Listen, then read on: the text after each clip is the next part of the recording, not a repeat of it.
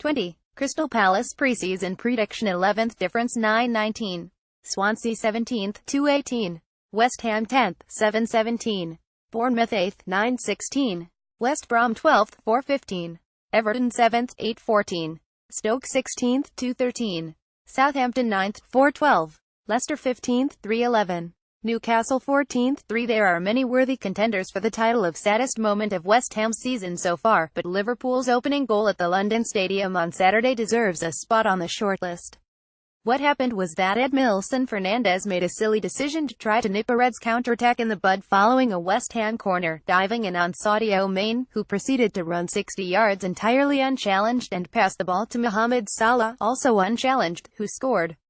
Mane and Salah are very fast and very good, and they will make a lot of players look stupid this season, but the real sadness of that goal was that they were never even given that opportunity. Such is the stunning lack of pace that has been assembled at the London Stadium over the past 2 seasons. As the two forwards streaked into the Hammers' half, they were trailed, really trailed, by Mark Noble, Winston Reid and Fernandes, which was exactly as sad a sight as it sounds. You can't give up. You can never give up. But if Mark Noble didn't spend the entirety of that very slow sprint wondering how in the name of Bobby Moore his otherwise exemplary West Ham career had come to this, everyone watching was wondering it for him.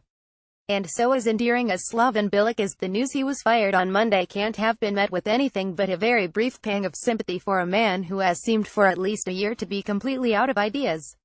That was until it emerged his replacement will be David Moyes, who has presumably spent the past 6 months trying to convince himself the past 6 years didn't happen.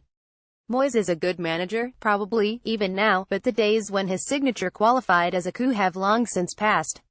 More importantly, as far as West Ham are concerned, it's hard to imagine a less inspiring character taking over at a club that have been desperate for inspiration since leaving Upton Park 2 seasons ago.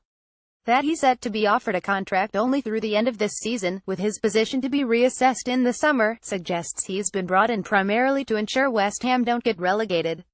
Given how well the newly promoted sides are doing, and generally how wide open the league table is outside the Big Six, the fear of relegation is real for the Hammers, and it makes sense they would take a short-term approach to this hire. But even setting aside for a moment the fact Moyes was relegated last season, his appointment must appear something of a cruel joke to Hammers fans, who have spent the past 2 seasons cheering on a team who have given them almost nothing to cheer for, in an attempt to create an atmosphere at a stadium that seems unable to sustain one. The cycle is vicious and a little sad, and now, somehow, more uninspiring than ever. London, England, November 5. Antonio Conte, manager head coach of Chelsea, celebrates after the Premier League match between Chelsea and Manchester United at Stamford Bridge on November 5, 2017 in London, England. Photo by Catherine Iville, Imagity Images 10. Huddersfield 18th, 8-9. Watford 13th, 4-8. Brighton 20th, 12-7. Burnley 19th, 12-6. Arsenal 6th, 5. Liverpool 3rd, 2-4. Chelsea 5th, 1-3. Tottenham 4th, 1-2. Manchester United 2nd, 1. Manchester City 1st. What exactly the hell is going on at Chelsea Football Club? The defending champions have had, to put it mildly, an erratic start to the season.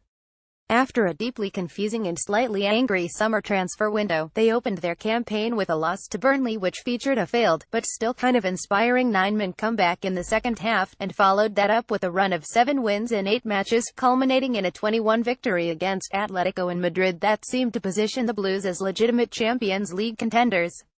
They've spent the month since then threatening to come undone. In that time, during which N'Golo Kante missed 6 games, Chelsea lost to Crystal Palace, threw away a 20 lead against Roma to draw 33, were fortunate not to lose to Watford, barely beat Bournemouth and got thrashed by Roma in a performance that reportedly sent Antonio Conte into some kind Raggy-inspired fugue state. The loss to Roma appeared to signal the bona fide unraveling the Blues had been flirting with since their 10 loss to Manchester City at the end of September. And so of course they responded with an emphatic return to form against Manchester United, whom they beat 10 at Stamford Bridge on Sunday.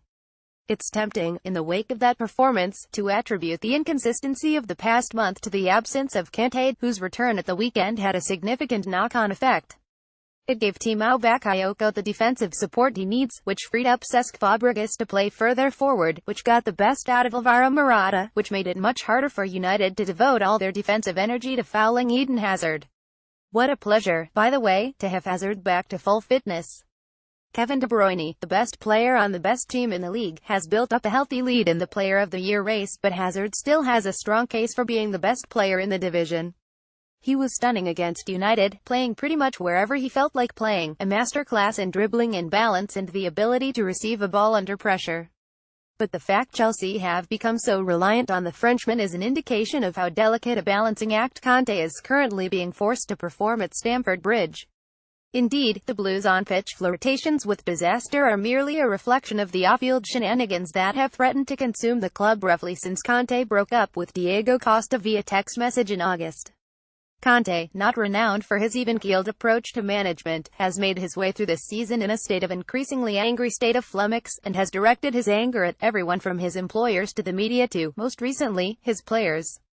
Add to this the recent non-controversy surrounding Marchi's summer signing Alvaro Morata, who may or may not enjoy living in London and who also may or may not want to play for Chelsea for the next decade, reports that players are unhappy with Conte's training methods, other reports that Roman Abramovich has already made up his mind to sack the Italian, and the actual real news Michael Emenalo has stepped down as technical director, and it's hard to avoid the conclusion something very weird is going on. Presumably many of these reports exist on the wrong end of the journalism nonsense spectrum, as Conte has suggested, but these sorts of stories don't typically come from nowhere, and Conte's frustration has been apparent to anyone who's caught a glimpse of one of his press conferences this season. Concerned Chelsea fans will also recall their side's recent history of effort optionalism, which has reared its head only fleetingly this season, the first half against Burnley, the middle third of the match against Watford and the two Champions League games against Roma, but enough to rekindle some bad memories of their last title defence. Despite it all, Chelsea have held it together, mostly thanks to the intensity of Conte's ever-smouldering rage. Manchester City have built up an imposing 8-point lead at the top of the table, but the Blues are fourth, only a point behind United and Tottenham, and well placed to capitalise in the unlikely event City experience an extended loss of form. This is, in its own strange way, a remarkable achievement by the Italian. The Chelsea job isn't an easy cross to bear, and Conte wouldn't be the first manager to be crushed in the gears of the Abramovich machine, but for now, he's clinging on. The Blues were superb on Sunday, fully deserving of a win that, among other things, served as a reminder how this team finished on 93 points last season, the second highest total in Premier League history. Perhaps the hardest part of defending a title is simply maintaining the level of intensity required to not screw up for 9 months straight. Buying new and better players, increasing competition for places, building a long-term culture of success are all proven means to that end.